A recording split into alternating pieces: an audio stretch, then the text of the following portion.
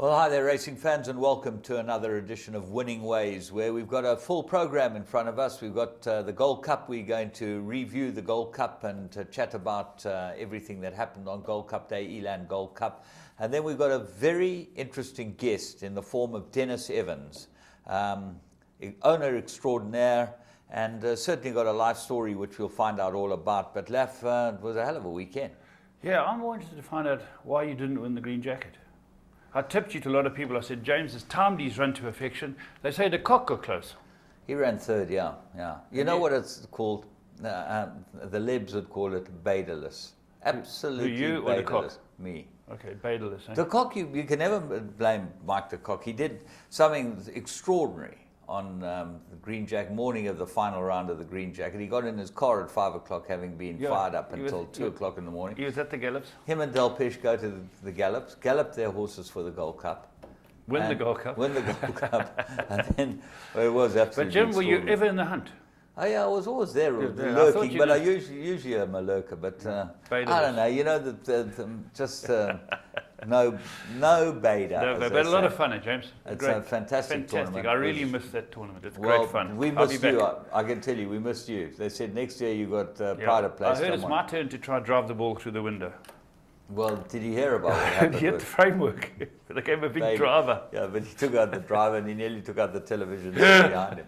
So it was tremendous fun, as it always is, and the racing fraternity get together, have a bit of fun. Fantastic. And everyone seems to get on very well with everyone. Lots of personalities there.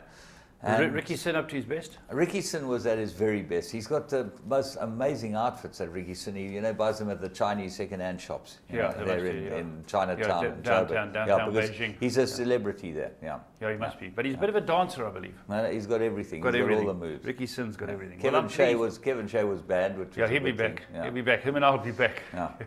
Good. We'll look forward to seeing them back. Let's go and have a look at our 3 to follow.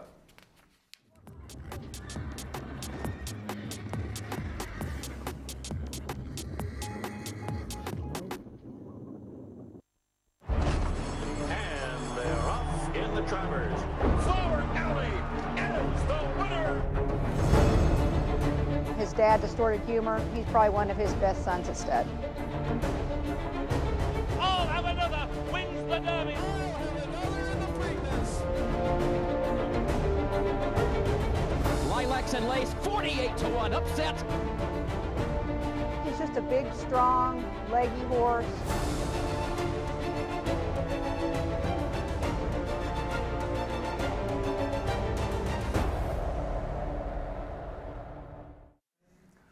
Right, well, we had some very interesting racing, and during the week we were at Scottsville, and Gavin Fidzel stepping out a few that look like they can run. The one we picked out of his is a son of Noordhoek Fly, very nice grey horse, Bag of Vance. Let's go and have a look at him down the straight at Scottsville.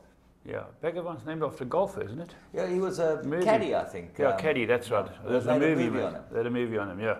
All right, let's have a look at Bag of Vance. It's a good debut. The winner here is a horse called Sylvester the Cat, who's leading down the inside. Great improvement by this is a black Manaloosh who wins at a hack canter. But the horse we found, Bag of Vance, runs a sparkling debut. Even if he gets well beaten by the winner, it's a good debut, James. Yeah, he's 4 off the right-hand side, or 5 off the right now. The grey horse in Brian Bernard's colours, Buffalo Bill's colours, next to the yellow horse. And he's got a good turn of foot, this horse. He certainly shows that he's able to go with the good thing in the race, but he just gets beaten out of it through greenness at the death. Yeah, Sylvester the Cat goes away with Musi, and he had the form. He'd run a very good debut. This horse pegs on after him.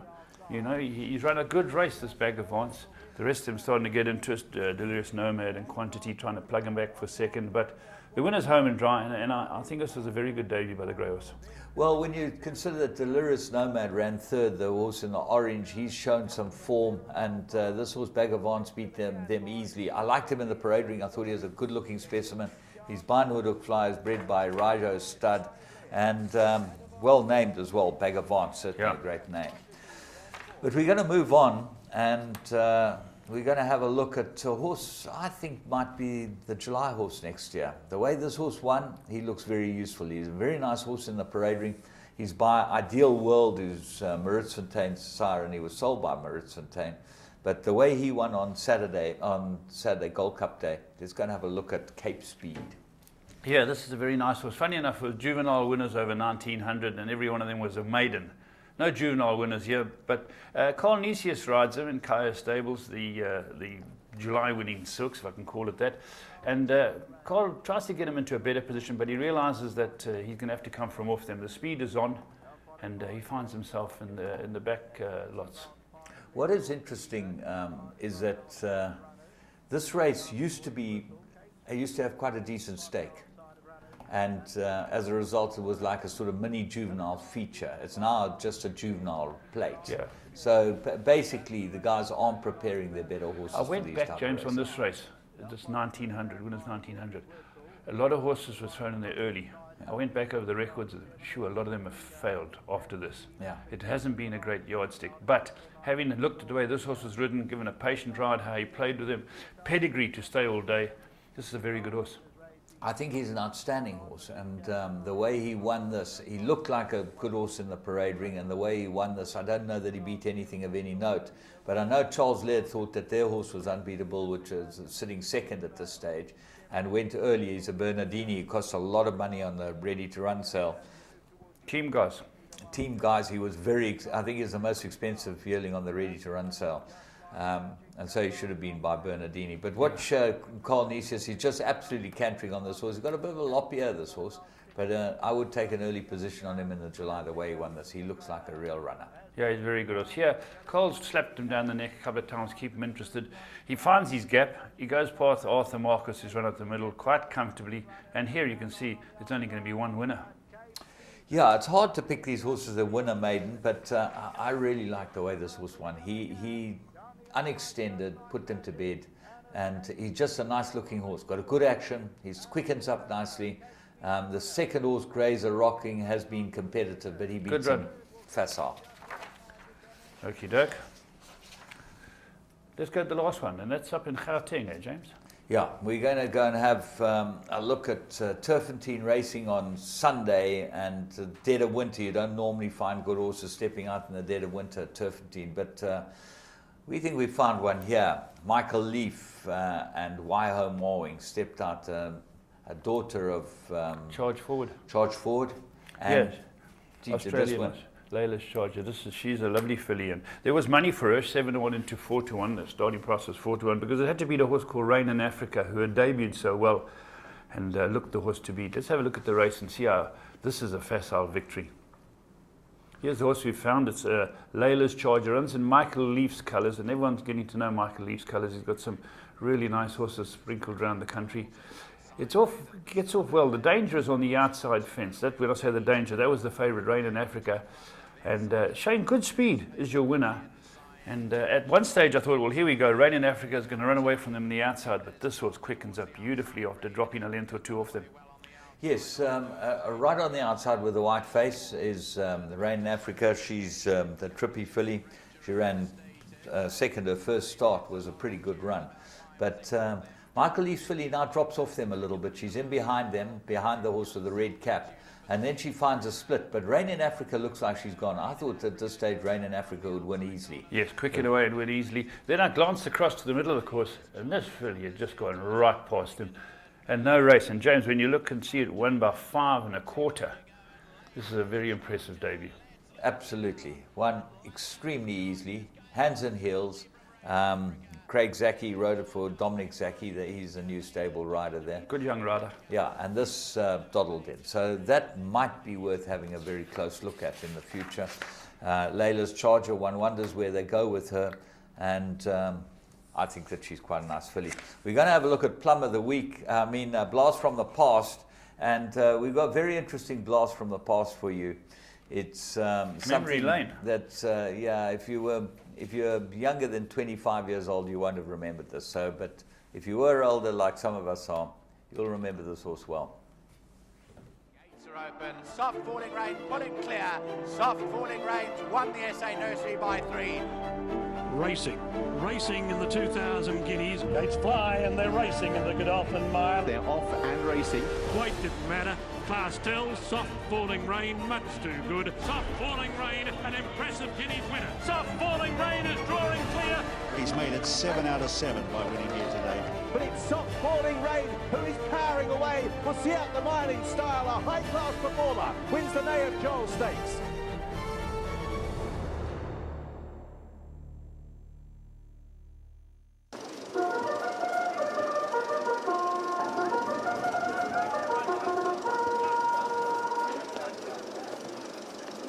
Monsieur Music going in, 2450 metres to cover. They're all set. That's the all clear, and away they go.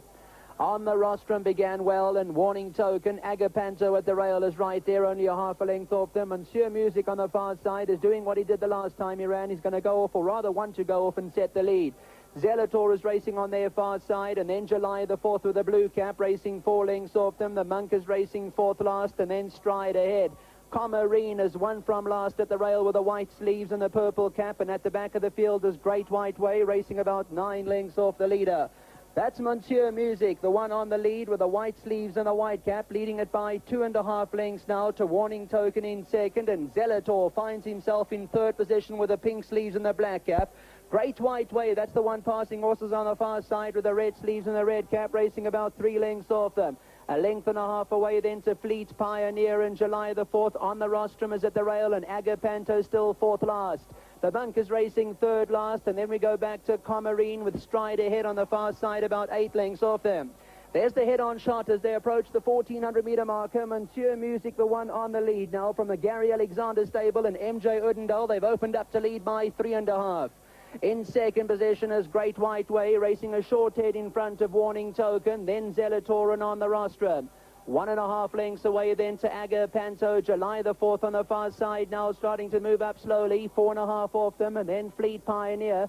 We go a length then way to the Monk, and Stride ahead is on the far side, and then Comarini was forced to check there slightly, 7 lengths off the leader, and once again the pace is slow as they go to the 1,000-metre marker. A slow pace, and it's all Monsieur Music, the one responsible for it. He slowed them down dramatically, leads it by 1 length and a quarter. Warning Token and Great White Way are second and third. Then comes on the rostrum, and Zelators with the white blinkers towards us with a black cap, 3 lengths off the leader. They're about to turn for home now. Monsieur Music leads it by 1.5 lengths to Warning Token in the yellow, and then comes behind that Great White Way. Zelator. Comarine has made up ground. Watch to the left-hand side with the white sleeves and a purple cap, 3 lengths off them. They approach the 400-metre marker now. Monsieur Music, the leader. Zelator's going great guns in the centre of the track, and Great White Way. July the 4th, and Comarine has switched to the inside, has got 3 lengths to make up with about 300 metres to go. Zelator's on the lead. Monsieur Music is still right there. Then comes July the 4th, and the Monk is running on wide out. 200 metres to go now. Zelator, Monsieur Music, the Monk on the grandstand side is putting in a courageous effort. Waishong Mowing wants to ride the double, and he's going to do it. The Monk and Norman Ferraris, a great double, 3 parts of a length over Zelator, then Agapanto, Comarine. Well, those of you that know your racing will have spotted the mistake. Certainly not the nursery. They went twice the nursery distance. That was the Derby. The SA Derby at Turfentine, the Monk, Kim Latilla and Carol Latilla, Ormond Ferraris, Waishong Mowing. Tremendous race. A very young Clyde Basil calling the race. Was that Clyde? I'm confident it was Clyde, yeah.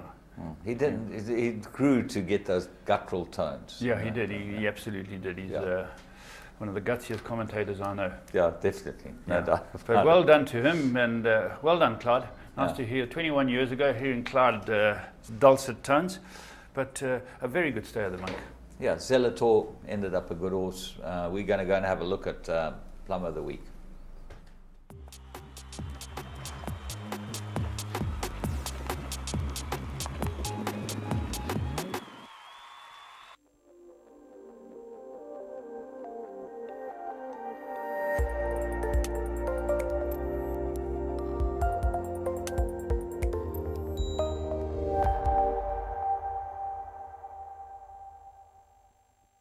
Down the inside of that, Royal Zulu Warrior. Night Trip comes out for a run, still got about 3 lengths to make up. Uncle Tommy's the leader though, Big Cat, and then comes Night Trip. It's Uncle Tommy though, and down the inside, Big Cat. Night Trip's trying to get into the race late though, but it's still Uncle Tommy, Night Trip on the outside. Uncle Tommy, Night Trip got up on the line. Night Trip from Uncle Tommy and Big Cat.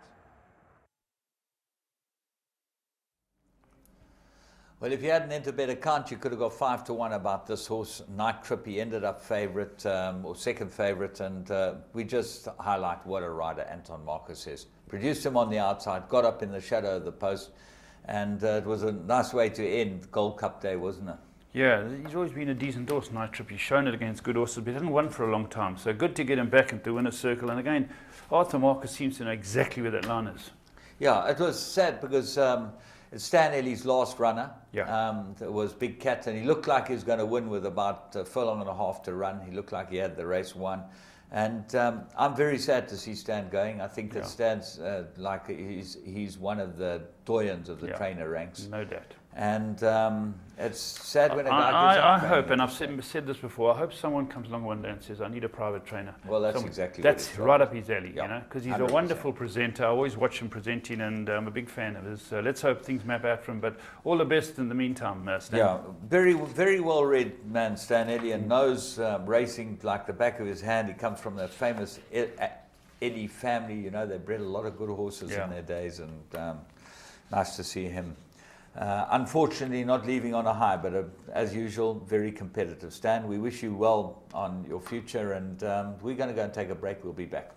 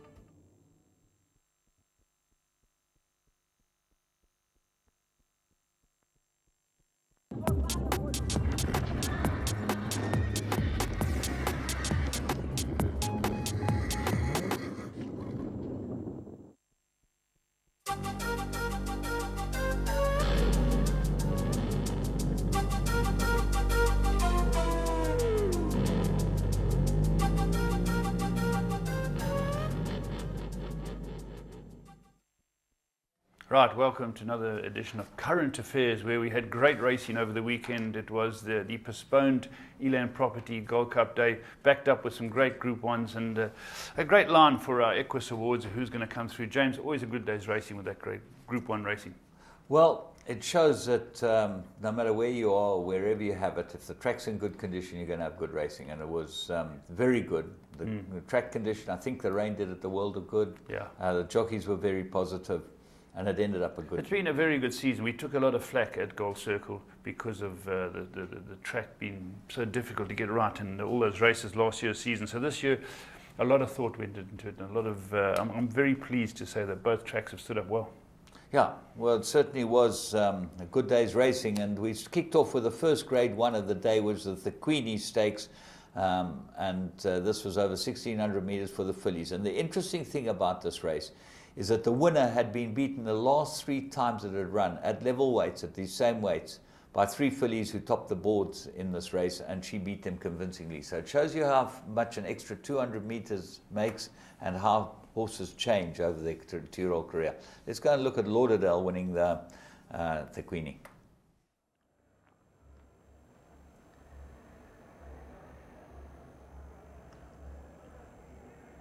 Starter says go, and they ripping away from the 1,600 meter mark. Chestnuts and Pearls and Lestrada. Lauderdale's right there in the early vanguard. Sylvan Jazz. Over towards the outside, Persian Rug now looking to go off and set the fractions. Chestnuts and Pearls perfectly poised back and forth. Sylvan Jazz. Then comes Mela Maria just looking to settle into her stride. Melly Flora.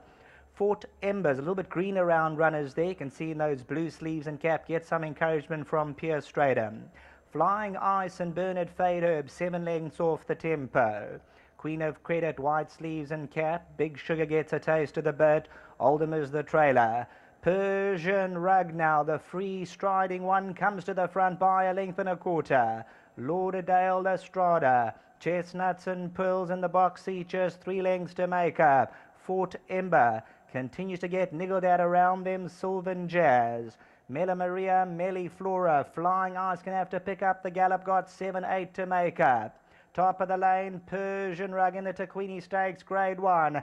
Chestnuts and Pearls now looking for the way through to the inside. Fort Ember looms large. 300 to go. Persian Rug digs down. Lauderdale's running on. Chestnuts and Pearls towards the inside. Flying Ice is looking to run on, but it's Persian Rug from Lauderdale, the last 100. Chestnuts and Pearls. Persian Rug's very green, ducks out, gonna cost her, and Lauderdale explodes through. Lauderdale, Chestnuts and Pearls, Melly Flora. Lauderdale pulled it off. Melly Flora, Persian Rug cost herself, very green, digging her toes in, but it's gonna be... Well, there we go. Lauderdale coming through to win, and Group 1, Brian Bernard. He's now joined the Group 1 ranks. Well done to Duncan Howells for doing it for him.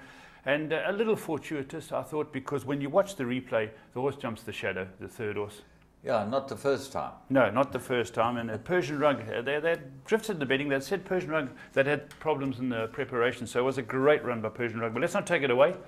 It was beaten by Lauderdale and Melly Flora. They both ran very good races. Yeah. And very nice for Brian Bernard. He's bought a lot of horses. Fantastic. And he's spread them around a bit. Duncan Howells got this one. And she's by Lucifer Fort. That's a big plug for Lucifer Fort. Huge. Huge. He's produced two really, he's produced two Group 1 James, fillies. if one has a look at the Dynasty, who's a fantastic stallion, the Lucifer Fort by Fort Wood won 3 Group 1s. I think Dynasty won 4 Group 1s. Very similar. And I think Lucifer Fort's going to be really, really good. Yeah, bred by Dr. Antrobus, Jim Antrobus, and he's a small breeder, but he breeds in the Cape there, and very good luck to him. He certainly deserves to have a Group 1 winner in his catalogue. So let's move on to race 6, is the Premier's Champion Stakes, Grade 1. This is for the colts. They go 1,600 metres. And away they go. Robotas from Gate 4 gets a niggle or two to stay in touch. Magog Masters right there. High Games looking to move around with the black cap, and High Games right there. Star Chestnut. Prospect Strike on the outside. Robotas only a length away.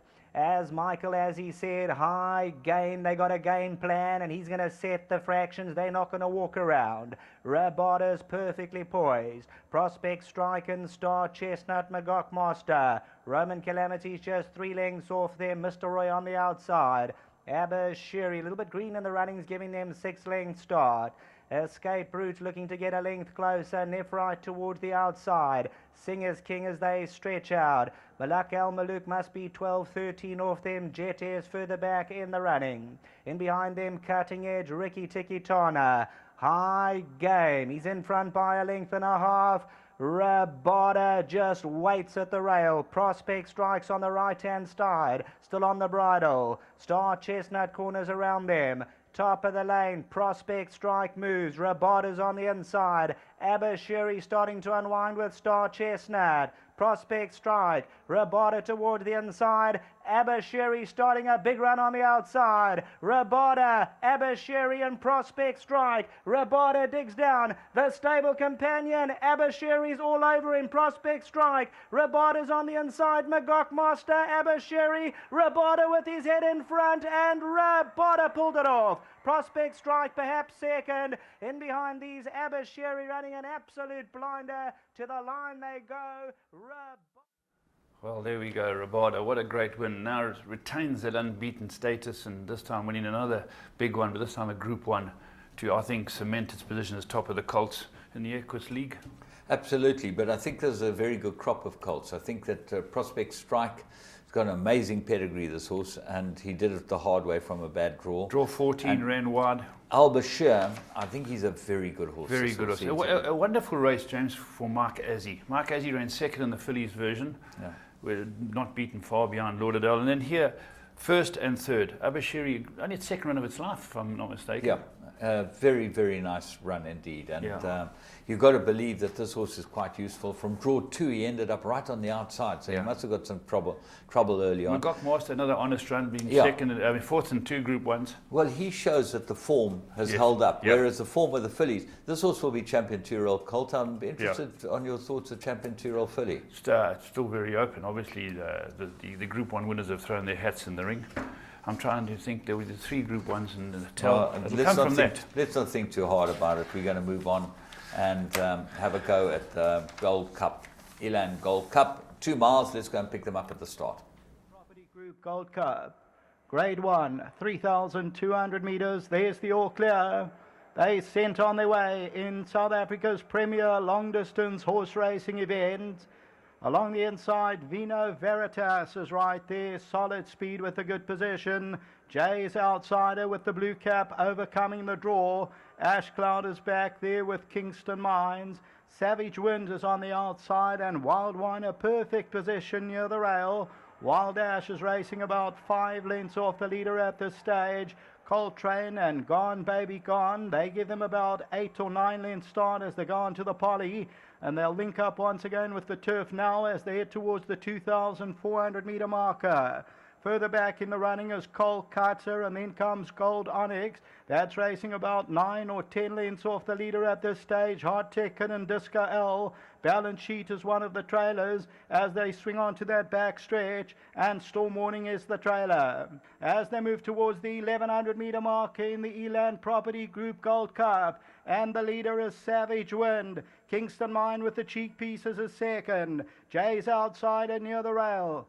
Ash Clouds in the blue, Vino Veritas. Wild One has travelled smoothly throughout near the rail. Solid speed. Kolkata's pulled off the rail with the red cap trying to make progress. Then Gone Baby Gone, Coltrane. They're followed by Gold Onyx, Balance Sheet, Hot Tickets on the move. Then Disco L and Storm Warning about to turn into the home stretch. Eland Property Group Gold Cup is homeward bound. Kingston Mine, Savage Wind, Vino Veritas, Ash Cloud. Coltrane, Kolkata. Wild One still waits at the rail. Jay's outsider. As they come into the home stretch, 400 to go. Savage Wind the leader. Vino Veritas on the outside. Wild One starts a run on the inside. Wild One's coming home. Coltrane, Vino Veritas. Jay's outsider. Gold Onyx looking for running room. Wild One and Balance Sheet comes from nowhere. Balance Sheet's running on powerfully at Wild One. Wild One, Balance Sheet, Coltrane. Wild One's finding more though. Wild One won it. Second place, maybe Balance Sheet. Third to Savage Wind. And we'll wait for that photo for fourth, but Wild One has pulled it off. Travelled sweetly throughout. Well, there we go. Scotty bred McGock horse Wild One is made up for running second to Waving Flag last year to come through and win a good race. They had said his prep had gone well. Michael de Kock, wonderful for Sean Phillips and his wife Jackie. They were there with their daughter to watch their horse run. It's ended up, he bought it back at a sale, you know that, James? Yes. 200 grand. Yeah, there was apparently a dispute with the owners or whatever, and the partners, and he bought it back, and they sat and waited a year. This horse had 2 prep runs for this race, absolutely perfectly primed. He looked like he was badly in at the weights with Hot Ticket, but the Hot Tickets apparently had some problems. Had a wind up in the interim, so that's obviously hasn't done him any good. But this horse was prepped for the race, given the peach of a ride by Anthony. He runs around in the straight. It's interesting to see at the last 200, he runs onto Balance Sheet and obviously cost Balance Sheet second place. You see Balance Sheet, I thought there might be a race review. I thought the result would stand, but I didn't hear a race review. No such. No. You know, you're driving down the highway and a guy in front of you drifts across you. You're going to move. Absolutely, and you'll see if you watch the last 200, it cost Balance Sheet second place, no doubt. Yeah, but it got second, didn't it? Take nothing away from the winner. Savage Wind was third. There was Joe Soma, the humble hero. He came into town with a very good run, and then, funnily enough, Sean Phillips owns a share with Joe in Savage Wind. So very good race for him. But well done to Joe, and well done, of course, to Dean Canamere. He's got a wonderful record in his staying races, Dean. Yeah, so this horse is a horse to watch, this horse Balance Sheet. Dean always said that he had stayed by Silvano. He's only a 3-year-old. Look for big things from him next year. I think that he's a horse that will go on and do something from next year. But then I think this was the cherry right on the top of the icing for the season. To see the Champions Cup, where you're going to see Legislate and Futura, Well, yeah, it was just fantastic. It and ended a up being fantastic race. a cracking good race. Yeah, let's go and pick them up at the start of the Champions Cup.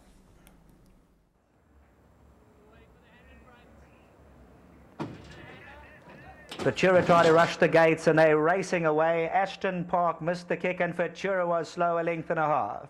Deputy Judd's right there in the orange silks, light the lights on the outside, the red cap. In behind these, Punta Arenas a good position. Futura's making up some ground. No worries, and then comes Legislate. Half the deficit, Ice Machine and Helderberg Blue. They 6 and 7 lengths off the tempo. Africa Burn, Willow Magic, and the slow starting Ashton Park. I can tell you, Light the Lights has taken a keen hold, and there's no controlling Light the Lights. He's bolting out in front, using up plenty of energy. Light the Lights by 3. Deputy Judd, no worries. Punta Arenas and Futura's on the right-hand side. Then comes Half the Deficit. If you're on Legislate, he's got 6 lengths to make up. Ice Machine follows him through, stride for stride. Helderberg Blue, Ashton Park, Africa Burn at the back of the field. Willow Magic, there's 13 lengths in it. The freewheeling Light the Lights by a length and a half. How much energy has he used up? No worries, as second. Deputy Judd, Futura Legislate's about to start up his engine. Ice Machine also goes comfortably in behind. Punta Arenas, there's only 4 lengths in it. Light the Lights at the top of the lane. Legislate looms large. Look at Ice Machine going behind him. Futura gets the wake-up call. Legislate, Ice Machine's a big runner. Futura's on the inside. Legislate, Ice Machine looks full of action on the stand side. Legislate drifts in. Ice Machine and Futura. Ice Machine hit the front. Futura's on the inside, but you go with Ice Machine the last 50. Futura digs in. Futura and Ice Machine. Maybe Futura from Ice Machine. Helderberg Blue and Legislate just when Ice Machine... Oh, what a great race it turned out to be. Futura, he's a superb racehorse. He showed a lot of resolution in the finish. That's a very good ride by the jockey and the runner-up, Arthur Marcus. Ice Machine for Roy and Gladys Meeker. They must have thought, well, we got the big one. Yeah, it was very, very close, wasn't it? But yeah. Futura is the champ. He's the champ. And he came from behind them to beat them. He was in front of them halfway around the bend. That's right. And suddenly he was behind them. You know? Well, Richard elected to go early. He said, I'm going early on Legislate. And he went, and Arthur just followed him through. Yeah, absolutely. Yeah, so good to see the champion horses running. And the top horses, they dominated the race. Well, I just think that, you know, it's a fantastic race. Yeah. A Champions Cup. And the top horses arrived in it and really produced a wonderful, wonderful race. And so the top of he's got to be the horse of the year, Futura, and top of the pile. But very interesting to see that Legislate was pulling in the race, and obviously, you know, he had a sprint 2.5 weeks ago. They've now got to go 1,800 meters, maybe a little keen. Of the rest, Helderberg Blue ran a nice race for. So did Africa Burn, James. African Burn ran. He's a Group 1 winner who's had problems, and you've beaten 5 lengths in this company. Yeah. He has some good horses behind him. All right. Well, the last race, and I think this fillies race, the Gold Braces, should have Group 1 status. I have no idea why it hasn't got Group 1 status. You've got the best horses running. 3-year-olds and 4-year-olds. It's the same as the Garden Province, but just 400 meters further. You've got the same horses running, and there's a Group 2. No doubt this should be Group 1, because I think you've got fillies that deserve Group 1 in it, and let's go and pick them up at the 600. Then comes Athena, Acro Stars further back, and then Enchanted Silk and supersedes the trailer. Going to the 900 meter marker, and Bilateral is the leader. On the outside, Estrajars and Jet Bells at the rail third, followed by Gathering Fame, Patch It Up Baby. Then Mojave Princess. Gallica Rose has got the black cap. It's about 6 lengths off them. Then Zante, Counting Angels. Further back in the running is Amber Orchid and Supersede with Acro Star. About returning to the home stretch in the Gold Bracelet. Bilateral's the leader. Estrajars is on the outside. Jet Bells at the rail, Patch It Up Baby. Gathering Famous towards the outside, Gallica Rose with the black cap, Mojave Princess, Zante, Counting Angels towards the outside. It's wide open, Estradar still leads it. Running on now, Gallica Rose, gathering fame. Acro Star runs on the outside. Estradar's the leader, Gallica Rose, and Acro Star's coming home well on the outside. Acro Star, Estradar's and Gallica Rose, but it goes to Gallica Rose. Second, Estradar's. Third, Acro Star.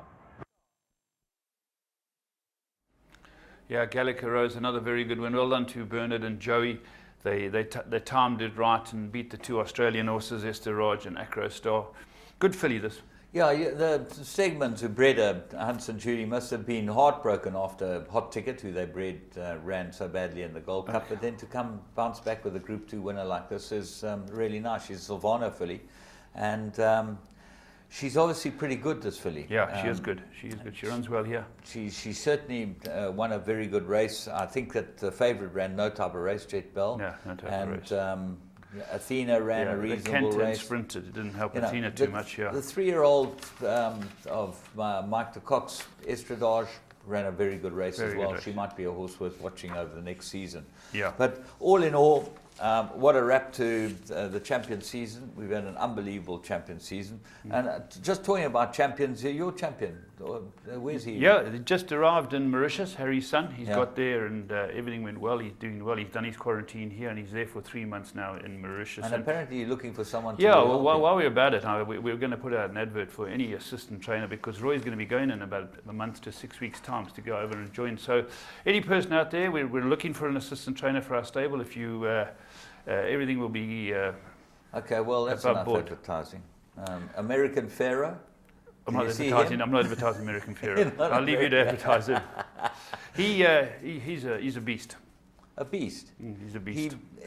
He's just won the Haskell, as we said he would do. We said watch the Haskell at Monmouth Park. Yeah. They had the biggest crowd they've ever had. There's 63,000 people. There's 7,000 more than they've ever had.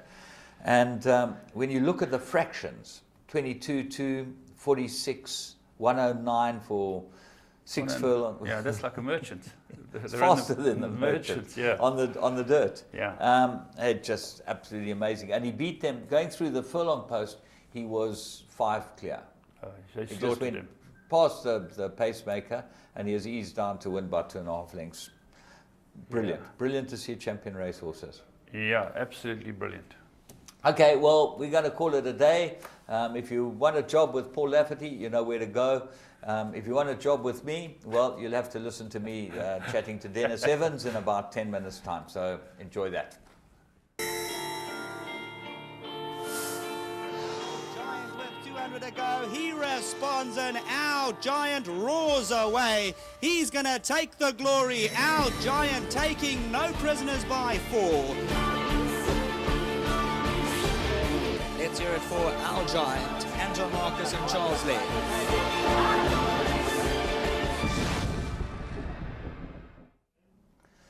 Well, as promised, we have a special guest on the show today in the form of Dennis Evans. Now, for those of you that don't know much about Dennis Evans, I'm sure after we've finished with this interview, you'll have some idea of what a fascinating man he is. But Dennis, nice to have you on the show with us. Great pleasure to be here, James.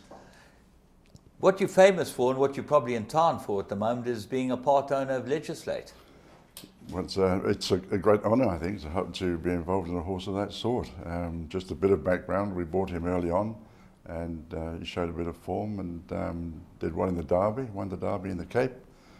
We had a very nice offer and ended up selling 75% to the current other owners, which are Jack Mitchell and Gaynor. Yeah. And it's a wonderful experience to be involved with that horse and his ability that he's always shown everybody, and with Jack and Gaynor, wonderful partners. Well, they are fantastic partners, and that's one thing about racing is you get to meet some fascinating people, don't you? Well, that's at the heart of it, really. That's why we got involved, really involved about 2007, 2008. Retired from work and business and so forth, and decided to relax with horses and enjoy the social side. And Gail and I both love the game. She was raised in Northern Rhodesia, old Northern Rhodesia, and was involved with horses from a very early age. I was born at Epsom, so my parents kindly introduced me to horses at Derby Day and so on. And it was an ideal way to spend sort of retirement years with the social side and enjoying the racing itself, being involved with a wonderful creature. Your parents, were they just sort of enjoyed the racing at Epsom, take you down to the track? That's it, yeah. I used to go midweek. We didn't live too far away, and on the inside of the track, and midweek meetings, they're not enormously attended. So they would put a blanket about 200 metres from the post and have a picnic, and my old man used to wander down for his half a crown each way to the bookmaker. And I can remember very clearly the first time the horses came past, because you lose track of them on that side. You just see the hats bobbing above the gorse bushes at the top of the hill, and suddenly there's this noise and colour and so forth, and then I'm afraid the needle was in. I loved the racing ever since. But this wasn't your first, 2007 wasn't your first expo into racing. You bought a yearling long before that. Yes, I had 2 or 3, and even bred one, I think. That was in the 80s. Yeah. And raced a little bit in Johannesburg, and but I think work took over. I was then became involved, which took me overseas a lot, and backwards and forwards, and I just really didn't have the time for it. But that was the start. What got you involved there? There's an interesting story. I just love to. I used to watch the sales and look at the catalogues and so forth, and watch the bloodlines, which I'd seen in England, and I'd make a little list, and then go along and see how they went to Germiston. And one came in, reached the price which I thought was stupid, and bid for it and got it. As its backside went out of the sliding doors, I had absolutely no idea where the horse went, who I was going to get to train it. In fact, I went home. I didn't even realise that the horse would be waiting outside, tethered to for the a new pole. owner to make a decision. Yeah. So apparently you went to St. Laird and had a chat with him. Yes, he had the misfortune of sitting. He was sitting in the third or fourth row from the top and reading his catalogue, and in my ignorance I wandered up to him and just said, would you take this horse? Yeah. He was very polite. He saw this very naive, inexperienced new owner and suggested Carl Ebb. And he went to Carl for a while. He was a nice guy, Carl Ebb. Yeah, very nice. He went off to England, I think. He went off to New Zealand. New Zealand, he ended up in yeah. New Zealand, yeah. What got you out of England? Because you're obviously born in England, but you're a South African as such today. Yes, naturalised, yeah. 92. My late wife, her uncle was CEO of an American subsidiary here, and he offered me a position, and took it, and went from there. And I haven't regretted it, in all honesty. South Africa's been very good. You're involved in mining. Yes, in those days it was more from an electrical engineering side, sort of project engineering. And then a guy from England who we're still associated with, a very, very good metallurgist, extractive metallurgist. He and I had patented some processes for improving the extraction of gold from calcine leach residues. I hope that doesn't bore your viewers too much. And that took me into the gold mining industry. And we adapted certain processes which they worked in a way, maybe in other ways they didn't. Yeah. But my partner went off to Australia, where he's still operating very successfully. And I took up racing really when I sold out. I got a bit involved more on the administration side, and got involved with assisting the BE people, the components of the mining industry. And I was lucky enough to sell out in 2007, and we opted for a life of racing for our sins. I'm interested in this gold thing, because gold is the heartbeat of South Africa, you can call it. And we see these mine dumps, that these huge mine dumps that they're now starting to break down, and they're pulling the gold out. Was that part of the process? Were you there were two different types of dump, more than two, but the main ones are the ones that used to be the old Ergo mines out at Springs on outside of Johannesburg there. And those mines are, those dumps are vast, because the gold, I think, that went onto those dumps was about average 0.23 grams per tonne. But they operated on a hypermarket basis. They just put massive tonnages through Ergo, and the recoveries were high enough for it to make money for a long time. The stuff that is being cleaned out is then pumped back into the countryside and areas they've designated, virtually inert material, and now they top it, grass it, and it goes back to the land. The one that we were involved in was in gold ore. There's a very refractory ore, which is rather like glass. And if you can imagine finely disseminated gold in glass, it's very difficult for the materials to get to it, to put it into dissolution. So you've got to expose it. And all we did really was to ultrafine grind it. You know, we used to take it down to 90% passing sort of 9 micron. It made face powder look like boulders. It was very, very fine. And then the extractive metallurgy on the chemical side, my partner designed that, and it worked very well. When he took it off to Australia, and it's now being used, I think, in a big project over there in a very extensive way, because in the early days, probably the wear of the major components was something which still needed some work and development. He took that on, and he's been very successful with it. Yeah. Well, we move on. Okay, now you decided to pack in this work and started to get involved in the horse racing business. But apart from that, you've got a nice family, and you've done a couple of other projects. Yes. 4 children? Well, the family, yes. We've got 4 kids. Well, gee, the kids are adults now. 2 girls came first, and one is in Botswana, married, 3 grandchildren for me. They run a small chemical company there, and the other 3 are all in England. Nicholas, who was involved with business with me, he went off to England. He got married very quickly to a very sweet girl, because Nicholas always said he wouldn't get married until he was financially secure, very wisely. And they had 2 children very quickly, Oliver and Zoe. And they're currently living just outside of Oxford. The prime reason is that with the children, Nicholas wants a very good primary education for them. Yeah. And I think one's going to Abingdon, the other one's to Dragon School. And then my youngest daughter is there as well. She's up in Huddersfield. She only went about a year ago. She unfortunately got hijacked in Johannesburg. Right, the vagrancies of South Africa. But is Nicholas the guy, the son that was involved in Spud? That's right, yeah. Okay, so that's his how first did that love. all come about? Yeah, that's his first love. Ever since his school days, he's enjoyed the stage, he's very comfortable. He's a sort of a what would you call it? The old days, it was a repertory theatre. Yeah. He's involved in that with Oxford now, and he enjoys that side of things. And he was, I think he was about 50% funder to Spud. It was successful here. It was, I think, about the 3rd biggest turnover. But to make money, you've got to do well here.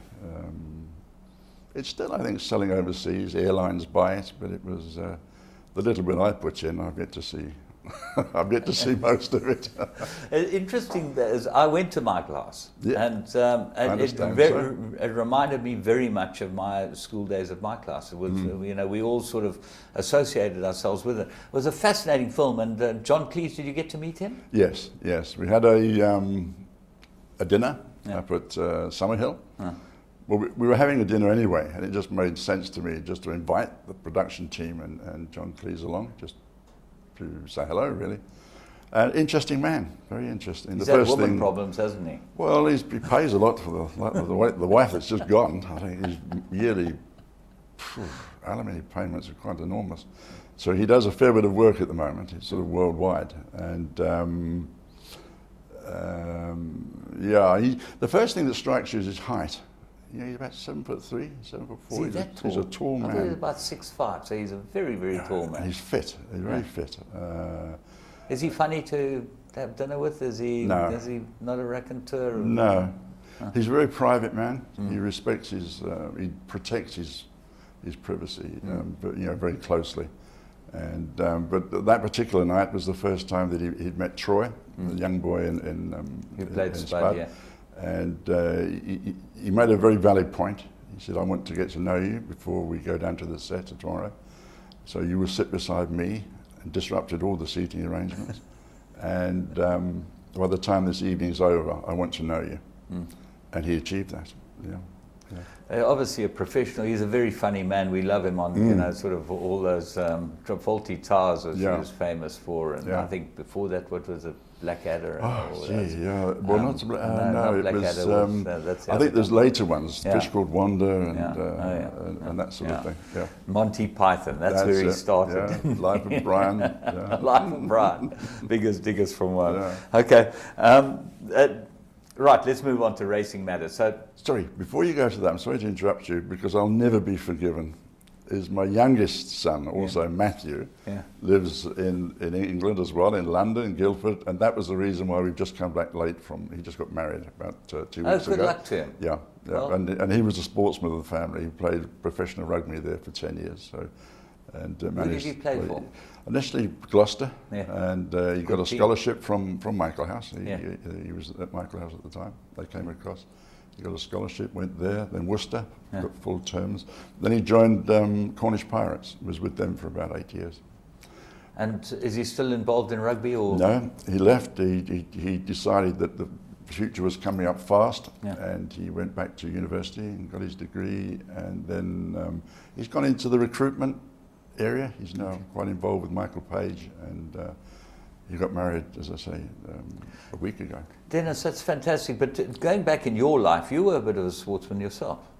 I think, yes, I used to play soccer a bit in England.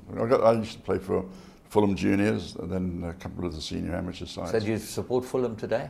I'm an Arsenal man. I think good for you. Yeah, excellent. Nice to hear it. But you played Fulham Juniors, but you got offered an apprenticeship at Ajax. Ajax, yes. We played in a tournament at Wuppertal in Germany. Wuppertal, yeah. And there were some nice teams there. One of which was Ajax. There's a very successful Swedish team there, and I can't remember the others. German sides. And after the game, I was approached and offered junior professional terms. But my father didn't think it was a very clever idea. And you decided not to do that and went into My father made the decision for me. I didn't have any choice. Were you sad about that? Do you ever have regrets? No. I think you look back and there are forks in the road that you take and some you don't take. And at the end of the day, it's where I've got no regrets really. And not everything's been smooth, not everything's been wonderful, but you make the most of it. It's a bit like a card game. You dealt the cards, you play it the best you can. Yeah. Lots of waves and troughs and waves. Yeah. Peaks and... Yeah. Gail obviously has a big influence on you as far as horses are concerned, because she is a horsewoman. She's born and bred with horses. Yeah, right from an early age she was involved with horses. We only met very, very late. Her late husband passed away in 86. My first wife passed away, no, it was before that. My wife passed away in 86, hers passed away a bit earlier. And we met in 89. Nicholas, my eldest boy, went to school up in Limpopo province, boarded up there, and went up to watch him play sport, met one of the farmers up there, and over a period of time they invited me back. And they invited me to a New Year's Eve party and said, you're going to meet someone that was a very nice lady, and she'll kill me for telling you this. She said that it won't be the romance of the century, but she's a very nice woman. And I married her a year later. I think that's fantastic. Yeah. And the point is that it shows you, as you say, the forks in the road. And you end up with someone like that who now has instilled some sort of real love in horses for you. And that's obviously why when you retired, you guys decided to get involved in horses. Yeah. When we sold out, we were in France on a barge, one of those self-driven things which I managed to keep afloat. And we stopped for some the normal French bread and ham and so forth. And I got a buzz on my cell phone, and it was an SMS from Investec saying that, "Dear Dennis, we've got the greatest pleasure in advising you that your account's been credited with the following amount." I staggered to one side. I knew it was coming, of course, but when it comes, it's rather a shock. And we took about 3 or 4 months just to sort of assess life and what we wanted to do. Very easy to become hedonistic in those situations and do some silly things. Some might say buying horses is silly, but so yeah, we said the social side is very, very important to us.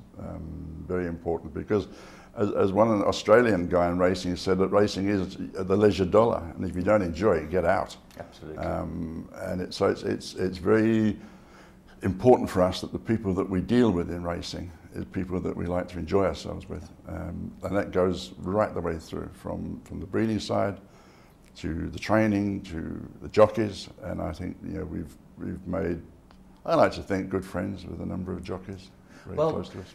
And the point is that you took a sortie to Singapore. How was that conceived? How did you get that all together? Well, when we first started, it was with Basil Marcus, and Basil decided to go to Singapore and asked if we would support him there, which we did. We ended up sending about 28, 29 horses. Some of them 10 or 12 apart in partnerships, but the rest were ours. And we parted ways after a year, unfortunately, but that's the way it goes.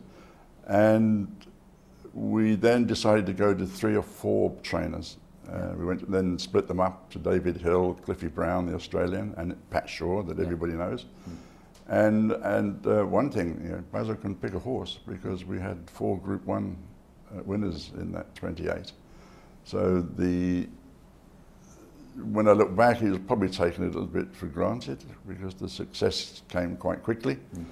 And I put it down to initially perhaps there was a little bit of weakness in Singapore, but it isn't. We just had some very nice horses. Well, the big horses, Atto, obviously, who's now standing as stud at Summerhill for you. Yeah.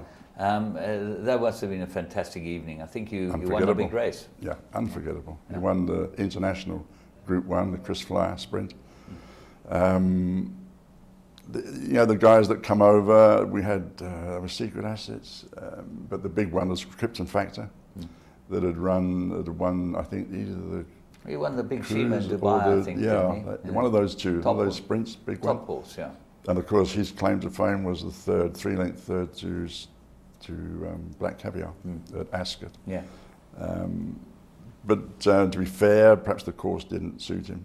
A round course didn't suit him. Still got to have a winner, Dennis. The unforgettable, when Craig Evans, the caller there, it's a very good one, by the way, said, and Atto takes out the Chris Flyer, those are words I shall never forget. Yeah. Never, ever forget. But then that same day, I think you ran third in the other big race, in the bigger one, yes, the biggest race of the year. Flax was Silvano. Yeah. He ran a very good third in that race. In fact, he led for most of the way. Great little horse. He's still running. He ran 2 Sundays ago, and his final run will be in the Raffles Cup, which he's already won once. Yeah. But he'll have a go at that again. Then we'll bring him back here. He'll retire on Gale's farm up at McCubbscliff. We've been so phenomenally in the short time since 2008. In that short period of time, we've just been so fortunate, both in Singapore. I mean, that second year, because of those Group 1s, not so many winners. We had 17 winners, but we were the top owners that year. And I mean, here to be involved with legislates, and of course we broke the course record down at Kenilworth with Muscat. It's the fastest sprint down in that part of the world, 56.46. So we've just been so lucky. And the people, I mean, we come here yesterday with Michael Roberts. I mean, what a man. He's a legend in the game. Yeah. Absolute legend. But what a super guy as well. So we've got a few horses with him at the moment, and hopefully this coming season, we might have some fun with Michael as well.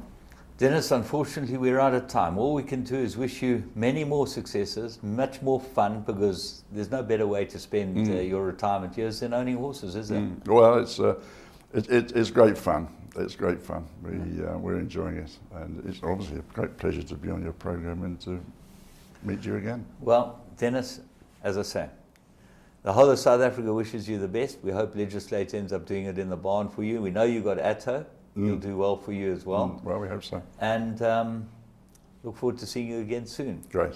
Wonderful. Dennis Evans, legend in the racing industry in a very short time, and certainly spread his wings and gone out and done it, and fascinating man. As I said, we're going to have some fun watching his horses in the future, and we hope you have some fun this next week's racing. All the best from us at Winning Ways. Enjoy.